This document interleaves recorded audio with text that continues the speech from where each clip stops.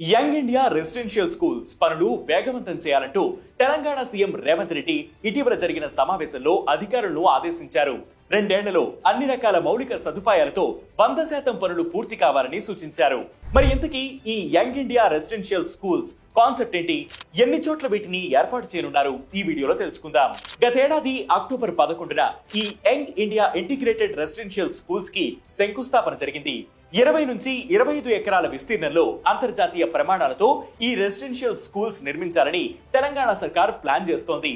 దీని ద్వారా SC, ST, BC సహా ఇతర మైనారిటీ వర్గాల విద్యార్థుల అందరికీ ఏకతాటిపై నాణ్యమైన విద్యా బోధన అందించాలని భావిస్తోంది. ఇందులో భాగంగా ప్రతి నియోజకవర్గానికి ఓ ఇంటిగ్రేటెడ్ రెసిడెన్షియల్ స్కూల్ ఉండేలా ప్లాన్ చేస్తున్నారు. ఇప్పటికే పలు చోట్ల పనులు ప్రారంభం కాగా ఇటీవల అధికారులతో జరిగిన సమావేశంలో 2 ఏళ్లు 105 నియోజకవర్గాలకు అన్ని రకాల మౌలిక సదుపాయాలతో 100% పనులు పూర్తి కావాలని సీఎం రేవంత్ సూచించారు. సోలార్ అండ్ విండ్ ఎనర్జీతో ఈ స్కూల్స్ నడిచేలా డిజైన్ చేస్తున్నారు. రెయిన్ వాటర్ హార్వెస్టింగ్ సిస్టమ్స్ ఉపయోగించి నీటి వినియోగాన్ని తగ్గించేలా ఈ స్కూల్స్ మూటనున్నాయి. 2560 మంది విద్యార్థులు, 120 టీచింగ్ స్టాఫ్ కెపాసిటీతో వీటిని నిర్మించనున్నారు.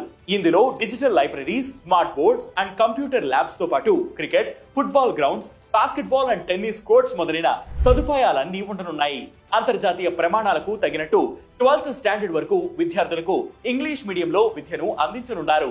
రాష్ట్రంలోని విద్యా ప్రమాణాలను మెరుగుపరచడంలో భాగంగానే ఈ స్కూల్స్ నిర్మిస్తున్నట్లు తెలంగాణ సర్కార్ చెబుతోంది. ఈ స్కూల్స్ అందుబాటులోకి వస్తే విద్యారంగంలో తెలంగాణకు మరింత ముందడుగు పడినట్లు అవుతుందని విశ్లేషకులు చెబుతున్నారు.